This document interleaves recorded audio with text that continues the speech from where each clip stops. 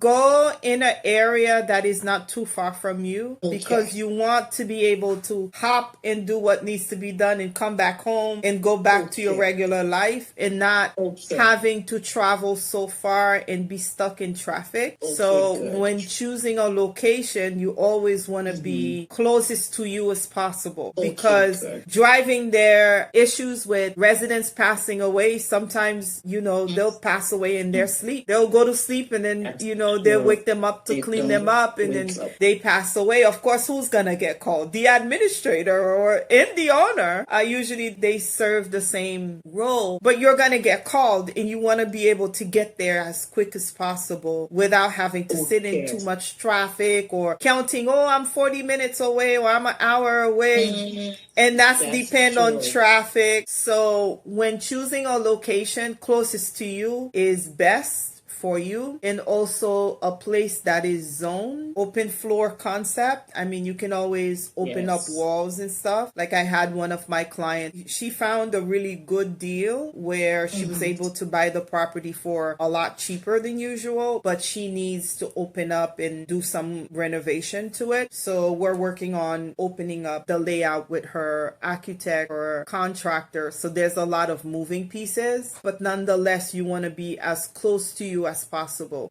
because that's gonna, you'll thank me later for that. That's gonna, trust me. I've had situations where everything was well, and then I drive home and then something happened. I gotta go back. So you don't want to be too far. There's a huge difference between the two, and I'll cover what each one entails. So if you were to buy a building starting from scratch, of course, it is the most hectic, because now you're converting the building into a business, and that takes a little bit of time. So anywhere from 6 to 8 months to actually get the process moving. But that tend to be a bit less expensive than if you were to buy an established business. And also that tend to be the part where you learn the most, because even if you hire someone like me to teach you, you're still like very much involved. We're working as a team. So you know what's going on, you know what's being submitted, we're in it together, and you're learning the entire process while we do this. So it's those, it takes a bit more time. It tends to be a little less expensive. It's a little bit more hectic, because now you're dealing with contractors. You're in the licensing phase, but then you learn more, and it's on the cheaper side. But if you buy an already established business, you're paying for what the business is worth. Not to say that it's more expensive. It's just what the business is worth. So you're paying for the business, plus you're paying for the real estate if you go that route. Now, there are ways that you can buy the business and not buying the real estate. I don't tend to like that, since I'm very generational wealth focused. So if you were to do the most ideal, buying the business plus the real estate, you're paying for the current real estate asset, plus you're paying for the business, because someone started the business and you're paying for the price of it. Now, you're walking into an already established business, and then at this phase you're doing a change of ownership,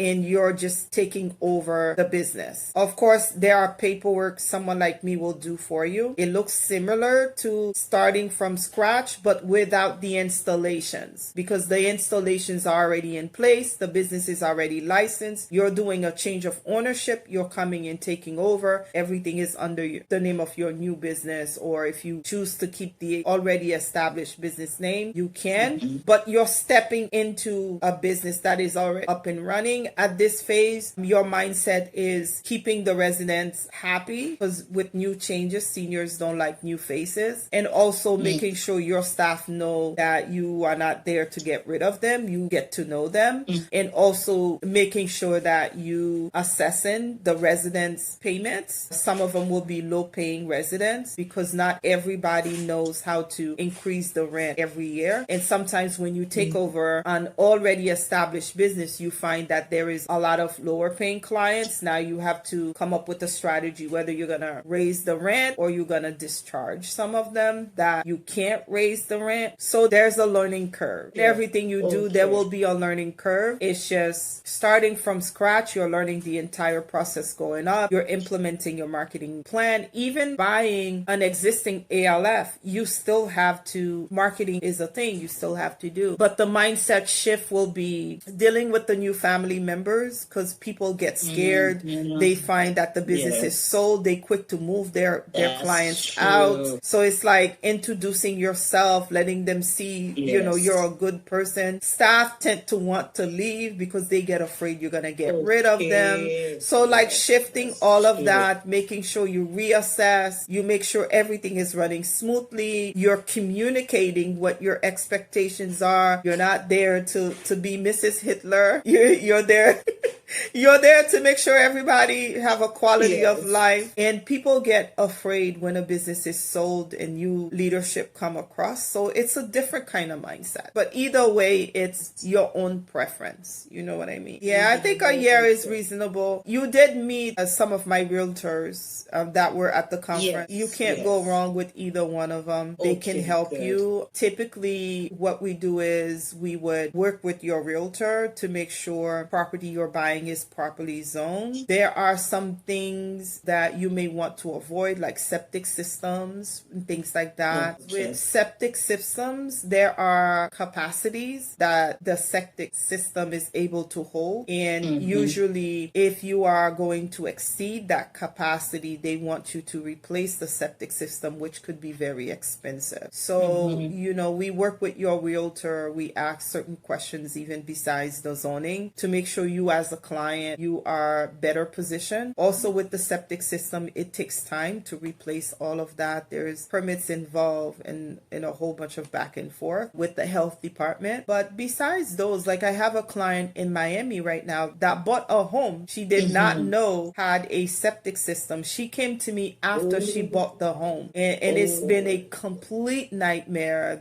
They made an addition to the house where they literally put the addition on top of the septic system. Been a huge, very expensive, and she didn't even know that she had a septic system until she hired us. And we're like, do you have a septic system? Send us your water bill. And we're like, yeah, you got a septic system, but the septic is too small. But not on top of that, the septic is too close to one of the rooms because they did legal addition. So it's the worst case ever. So it's best to hire us while you're in the very beginning phases, because you're able to tap into the proper resources and avoid a whole bunch of pitfalls. I've seen some of my clients, they have used people within their realm, like family friends that they borrow money from, and with the promise to give them an interest rate. Of course, there are the private money lenders, which we had a money panel. If I were you, I would connect with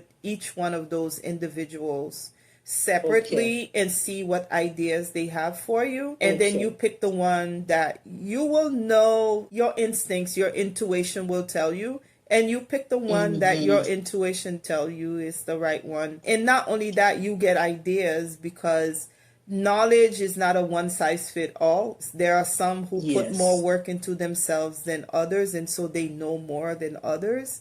So I will tap into their brain and see how much I could learn. If you are able to speak with those money panel from the conference, get some ideas, and also right there in your family, sometimes there are people that want to participate. Maybe they want a joint venture, you know. They might say, oh, I don't necessarily want you to give me interest rate. How about we are partners? And of course, you have to be careful with partnership and make sure you have things in place. But, you know, while you're looking for how I'm going to get money, you're also educating yourself. That way, when you make a decision, you have the right people in place. You know what you're supposed to do. You know how to protect yourself.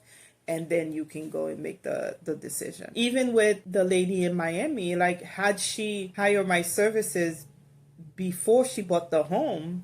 From what I was going to ask the realtor, we were going to find out this is not the home to buy because there's a septic and there's all these things, and is the addition permitted? And it's a sad situation. We're in the process of fixing that, but hiring proper help early makes a huge difference. We are basically with you for like a year until you get licensed. If you need an extension, we do that. My goals are, you hired my services to help you get licensed. My goals are to get you licensed. Luckily for you, we have been known to get our license on first inspection, and that's servicing clients throughout the state. But we work as a partnership. I can't help you without you helping me, whether it's providing me the documents, signing what needs to be signed, reviewing what needs to be reviewed. So we're working as a partnership. There's a lot of things that happen in between. Fire safety issues, we do a lot of work for you. Your forms and folders, when we get to the point where ACA is coming, we're going to get those delivered to your home, or you can pick them up at my mailbox. But typically we deliver them. It comes with your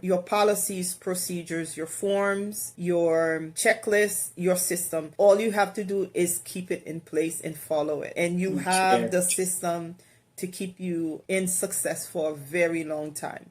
Now, of course, when new rules come about, or I add a new check sheet or something like that, we'll send them over to you.